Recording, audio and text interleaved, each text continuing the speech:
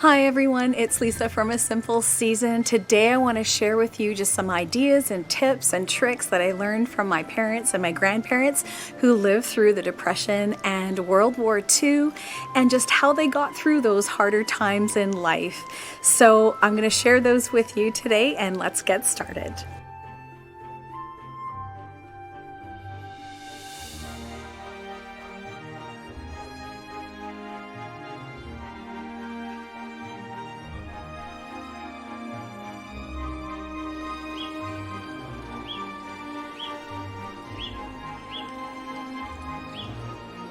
So the first thing I would say would be to stock your pantry with shelf-stable foods. So think things like pasta, oats, cornmeal, dehydrated potatoes, all of those kinds of things. But store the things that you eat. Just because somebody tells you to store beans and you don't like eating beans, don't store them. Just store what you eat.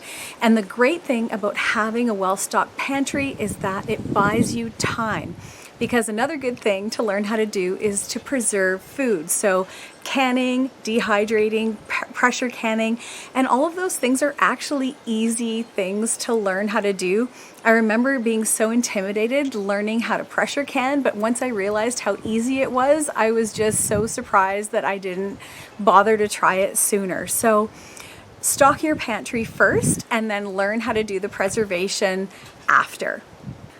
Another thing is to brush up on your cooking skills. So learn how to cook some simple meals. If you can boil water or heat up some oil in a pan, there's so many recipes you can make.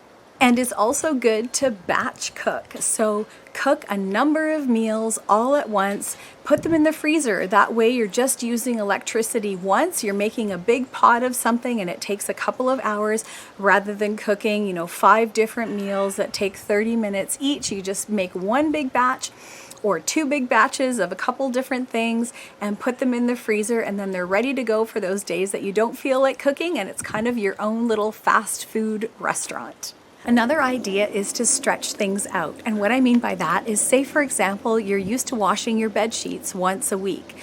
Stretch it out to every 9 or 10 days and you'll save the water and the electricity needed for that load of laundry by an extra 3 days.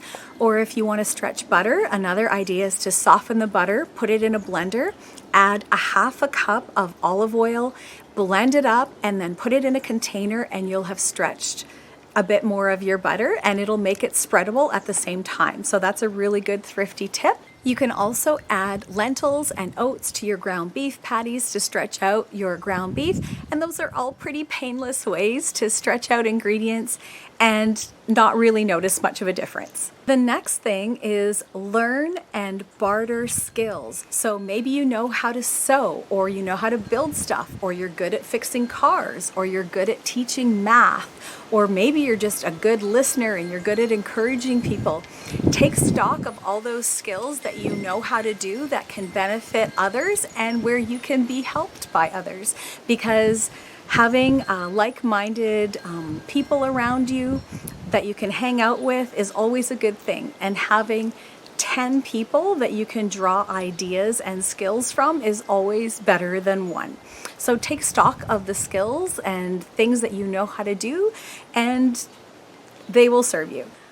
Another good idea is to have some comfort items, because going through hard times is bad enough. So it's good to have a few things that just bring you joy, whether it's like a little bit of perfume or a fishing rod or a musical instrument you like to play, or just something that brings you a lot of comfort and joy to use.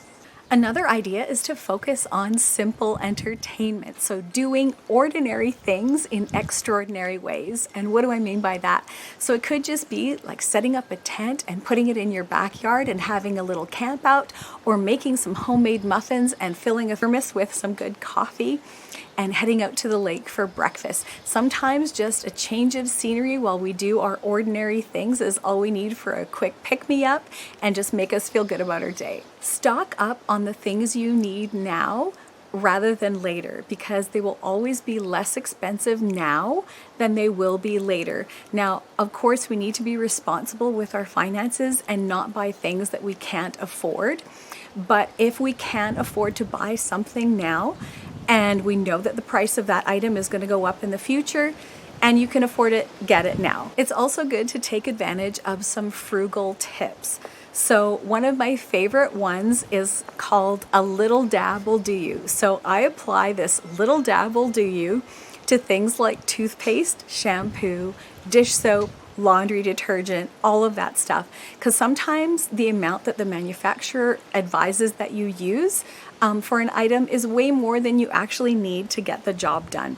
I find it's way easier to save $1 50 times than to try to save $50 all at once. Try to find new ways to use old things. So that old pair of jeans could get turned into a pair of shorts, or that old t-shirt that really just has seen its day and is done, you can cut that up and use it as paper towels.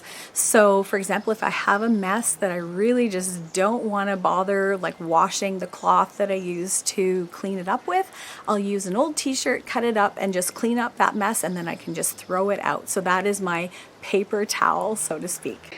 The next thing is grow a garden, even if it's small. And if you're not able to grow a garden, see if there's community plots available near where you live, or see if you can build a relationship with someone who is able to grow food, and maybe you can help them with the cost of potting soil or fertilizer or manual labor, whatever it takes. But it helps to just cultivate those relationships and just supplement whatever it is that you buy from the grocery store with something that you can grow yourself. And the last thing is surround yourself with positive people who have a can-do attitude and are uplifting. And sometimes we meet those people in person, and other times they're behind the scenes. But the point is that they're there for you to help see you through to better times. And hope always points us in a positive direction. So take care, everyone, and we'll see you next time.